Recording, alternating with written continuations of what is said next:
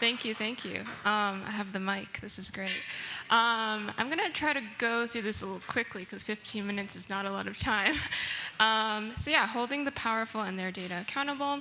I am a data viz reporter at Bloomberg News. That means I make charts, maps, graphics, interactives, and all that fun stuff for news stories. I've been working there for about 2 years, a little over 2 years now. And I'm going to tell you a little bit about that experience.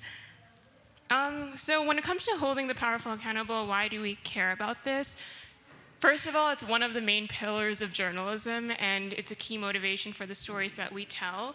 And I think that even if we don't realize it at first when we are doing these stories and working on them, by the end, when we reflect back on them, we kind of figure that, or we kind of see kind of on the impact that they actually did a lot, and like they're influencing people and they're holding people accountable. And then another thing in general is just that we inform the public. It's one of our duties. Who are the powerful and why should we hold them accountable? I think you guys see every day when you read the news that this is something that we strive to do. Whether it's the Panama Papers, for example, whether it's like a Guardian story, if it's a data viz, like illustration, or whatever it is, I think a lot of storytelling in journalism and things like this, people see and they really relate to it, and they kind of are able to understand the world they live in a bit better and get more exposure to kind of challenges and hardships and injustices and all that. This is a rough idea outline of the things, the skills that journalists have, or at least specifically data journalists have. These are the types of things that I do in my day-to-day. And the three things that I'm going to narrow in on in this talk are specifically on the data collection, data analysis, and data visualization side of things. But that doesn't mean we don't also do like research reporting and all of those things. Cool. So to give you a little bit more insight into what I do, this is an example. These are called EEO1 forms, equal something employment and all that. And basically, I entered this project 6 months into people collecting data where every S&P 100 company in the United States has to fill out this form where they talk about their diversity and like hires. So how diverse are managers, how diverse are their staff in general, and stuff like that. And so we have a pretty solid count, and this is for data transparency. They have to like legally file these forms. And so what we strive to do is just like collect all these forms, which maybe most of them are in machine readable formats, and then also just kind of collate them all and try to tell a story out of it in terms of how diverse America and its like biggest companies are. So we take like raw data like this, and basically I tried to make sense of it and like make it into a form that everyday people can kind of understand. And so a lot of sketching goes into that, and a lot of my own like data analysis, and then it turns into something like this, which will hopefully play. And look, it's a cute interactive, but hopefully it like says something after you kind of scroll through the story. In just how many people of color exist in the workforce, but also as you scroll through, you'll see the most people of color in the workforce are actually at the bottom of it. And I think that's a pretty strong takeaway. So yeah, that's like the type of work that I do. Today I'm going to be walking through one story that I've worked on, and I think it serves as an example of how we hold law enforcement agencies, government, media, and political figures accountable. And I'm going to try to go through this a bit quickly, but in essence, I think that these stories come from a simple question or curiosity. Oh no. This is my work laptop, sorry. Let's just put that off to the side. So, anyways, yeah, I think every story starts with a question, and it's about shedding light on them. And I think as a journalist, you don't need to have all the answers to a question, but I think we provide the sort of puzzle pieces that people can use to think about the world a bit more differently and think about how they fit into it, and just like, you know, like one step forward instead of just like answering all of them at once. So yeah. Answering questions with data is really hard. You rarely find the data that does it all, and you also need to really contextualize the data that you're working with, vet it, understand it. You have to ask, is the data credible? Is it clean? Is it usable? And there's a lot of other questions and obstacles that come up as you're using data, but these are just a few I could think of. You have to know where you can find that data, and so there are like public databases, there's open data, as we know, from all these talks. We can ask for data from agencies and organizations. We can request them from through FOIA requests, and maybe if we can't find our data, we can build our own data sets. And to know if it's good or bad data, it's a bit difficult. I want to stress trust your intuition, but also obviously you should really understand how it was collected. Is it serving a third party? Is it self-serving? You should read the data dictionary, understand the data and the terms that you're working with and all that. So this is the story I want to walk through really quickly. This published in 2022. It's a pretty local story in New York City, but I think maybe it's applicable across various regions, and it's just about how the perception of like crime in New York City versus the reality of it. And I worked with another reporter, Fola Akanubi, on this project as well. So I want to talk about the impact first, because I didn't realize it until afterwards, obviously, and when I was living through the impact, I guess. But it kind of went really viral, this one specific chart that I'll go through later. And afterwards, in the moment, this chart went really viral. And then afterwards, I saw this story popping up in a lot of impact reports. I saw people trying to replicate the data and analysis in their own cities and try to apply their own context to it. I also saw it in a lot of like theses and PhD dissertations, which is really cool. And just in general, I think people were starting to question kind of police reform, kind of police, like just in general, criminal justice, police brutality, and all of that stuff. So, and also how that falls into like race and all that. The story started with, again, like a question, a seed. At the time, a massive like Brooklyn subway shooting had just happened. And so a lot of people were really like anxious. This was like kind of riding off the pandemic. A lot of Asian American violent attacks were happening. And we thought, like, do people feel safe? Like, most people I hear, or most of my friends even, did not feel safe, and we wanted to see if this was a bigger issue, and like, in the context of like years and decades of data, was this like an actual issue? And yeah, so like these are some of the questions I was asking, and other people were asking, why don't people feel safe? Has it always been like this? Is it different generationally? And what's the reality of things, you know? And I think data can really help sometimes show that reality. Sometimes it distorts it. So where is the story? We thought that this could be like a national issue maybe. We could talk about how crime is perceived generationally, racially, through media. Those were the three kind of data metrics I wanted to hinge the story on.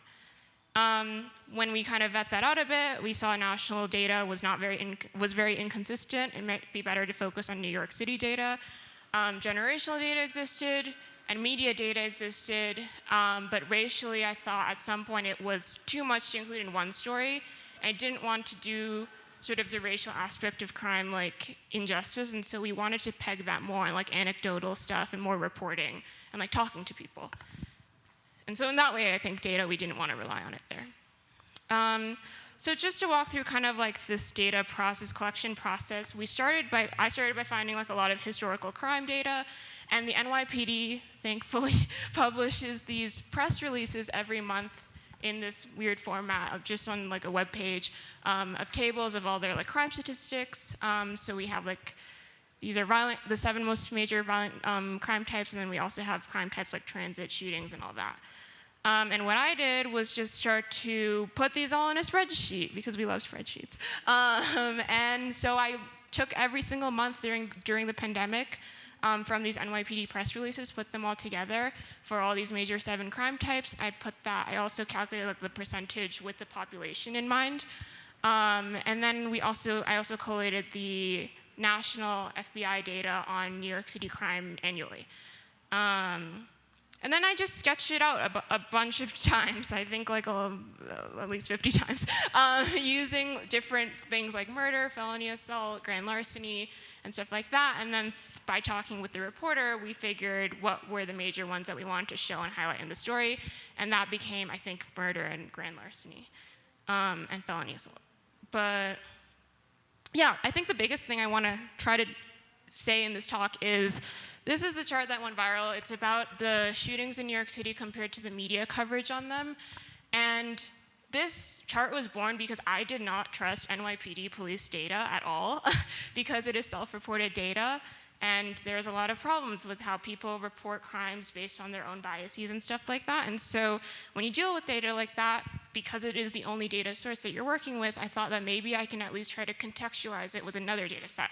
And so that's when I found media cloud data and basically tried to find the media mentions of shootings in New York City local media, national outlets that were talking about New York City crime. And basically, I overlaid that data against each other, and I think people really saw how, more recently, January 2022, the media was talking a lot more about shootings. And there are multiple reasons as to why that could be. So to talk a little bit on the technical side of things, for media analysis, I didn't know this existed at the time, but I found this API called Media Cloud, and they basically have massive collections of digital print media and like stories, and you can basically query through them and find whatever it is you're looking for. And so I think they revamped since I used it, but I used this legacy API, and for some insight into that, they have all these random collections you can go through that store different headline stories, whatever it is, and you can kind of filter down from there. And then I basically just built out with talking to the reporter as well, like all these different queries on like crime types, and like considering that death and COVID were happening, how do I like recognize that, and also talk about like death and crime and murder and stuff with respect to the subject we're talking about. So there was different factors and different like trial and error we had to go through for this. But this chart basically is like very doable in like the system itself. You don't need to there's like a very low barrier of entry. And then we turned that into this. And to further contextualize it, we talked about like how the mayor who had just gotten elected in New York City, media mentions of violent crimes spiked as soon as he got elected, compared to the previous mayor. So I don't know where I'm at with time, but I'm actually, oh, nice. Okay, great. So I wanted to talk a little bit about the takeaways of working on a story like that. I think like a lot of the time, like people here are really nerd out about data, which is great. But I think and I was really appreciative of the fact that I got to witness the discourse, and like social media is so great, and I could see what people were thinking and how they were reacting to the story when it published. And people in the government were posting in stuff, and that was really cool to see. But I think like after I had sat with the story for a little bit, I started to kind of feel like I wish I had talked to more people like who were experiencing, and like crime and criminal justice and all this are really heavy topics. And like I think from the data side of things, you begin to dissociate a little bit when you're just entering numbers into a spreadsheet and you're just calculating like percentage change and all of that. And so I think I had at some point realized that, and I think moving forward, like this is the thing I want to do, being more involved with like reporting, especially when it relates to crime. And so yeah, I think like another thing for me was just realizing the limits of data and kind of the dissociative effect it can have at times. And so I think it's important to kind of, when that happens, like take a step back and also just reflect on that a little bit. But yeah, I think that's all I had. Thankfully, that was good. Yeah. Yay. Any questions? Yes. So I was intrigued by the title of the talk, the accountability part. So what really resonated with me with the keynote was there they did the Panama Papers, and a lot of people pretty much got away with it. So I was intrigued that I thought maybe, do you have any thoughts about that? Like holding people accountable beyond just exposing them, which means the certain norms have changed, that what would get people fired like 10 years ago, now they just shrug it off and call it fake news.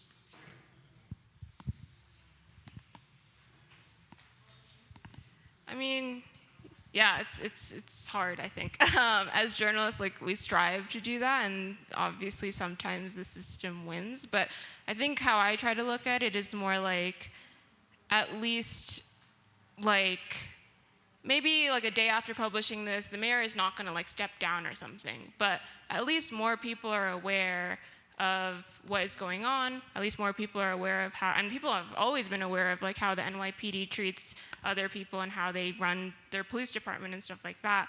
And I think at the very least, we are raising awareness. And when organizations put out like impact reports or whatever it is, at least there is some initiative to try to change things in the government and stuff like that. So I think nothing ever happens instantly. I think it's more of a slow build up. More people are gaining awareness and more people can in that way kind of call for action.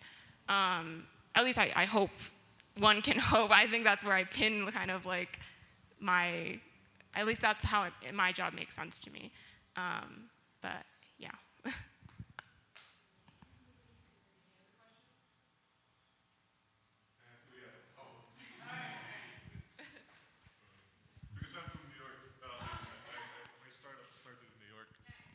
Data scene, and I don't know if you're familiar. There's this quant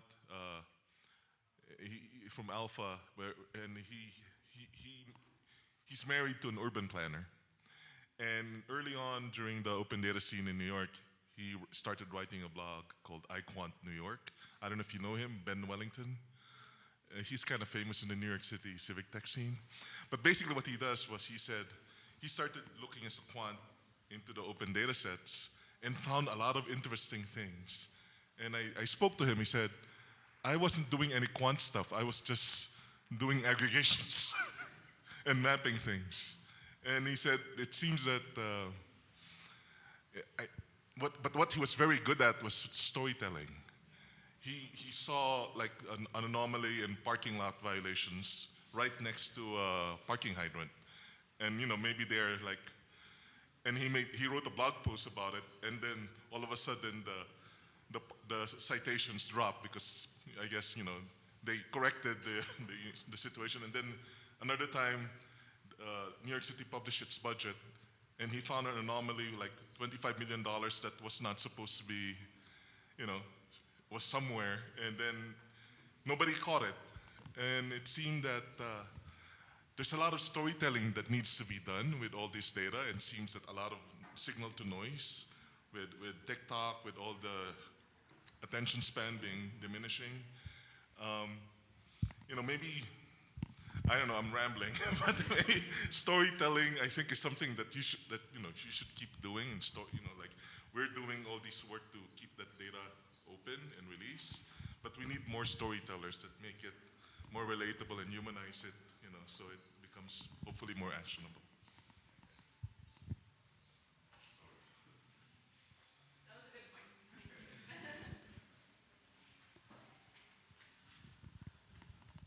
Thanks for sharing all the work. And I was wondering what your hypothesis was for why there was such a dramatic uptick in the media coverage, even though crime stayed mostly flat. Like, was it kind of a smear campaign against Adams, or yeah? So for one thing, Eric Adams pinned a lot of his mayoral campaigning on crime and preventing crime and addressing it and like expanding police force and expanding more police monitoring and stuff like that. And so that makes more sense to me, but I also think that with the pandemic, like a lot of anxieties and fears were raised because people had suddenly come out of very isolated environments. And so part of that, I think, was just a lot of very psychological things at play of like, I'm scared and I see in the news that more people are being attacked and more people of my race are being attacked. And like, there's just like all these different very scary things happening, which are very real things as well. And so I think that also is something that the media gravitates towards and something that we want to cover as well. And so that could have been at play as well. But it's hard to say. There's like definitely a lot of factors. And as someone who works in the media, I don't want to discredit the media. Yeah, I think those are some of the few. Yeah. At the beginning of the talk, you mentioned that you went and picked data from like the New York police, and then you started aggregating it. So if you had like the person responsible for publishing data of the New York police here in this room, what would you suggest for them to do with their data to make your work easier? Well, first, I'd tell them to respond to my emails. I think that's one big thing. I think also probably just like all the data is there and it's just on different web pages, and making it maybe like open data in New York City is really great and a really good resource. And so I think something like that, and like they have a crime statistics explorer, it's just fully inaccessible and like is something that you would need. Huh? Yeah, they hide it behind the map, they hide it behind charts and stuff like that, and you would have to build a scraper to essentially pull any data off of that. And so something like just making the data more accessible and more downloadable and stuff like that so more people can use it. Like we're equipped to write scripts and like get tools and write the code to get that data potentially, but like for everyone else it's not.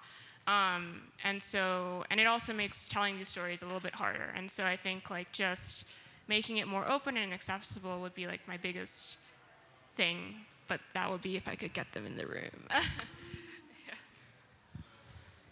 If there's no more questions, another round of applause. Oh, one more. Sorry, Joel.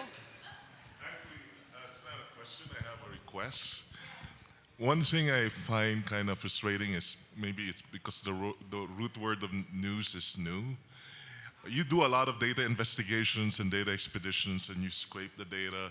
It would be great if Bloomberg has an open data portal where they publish all this data.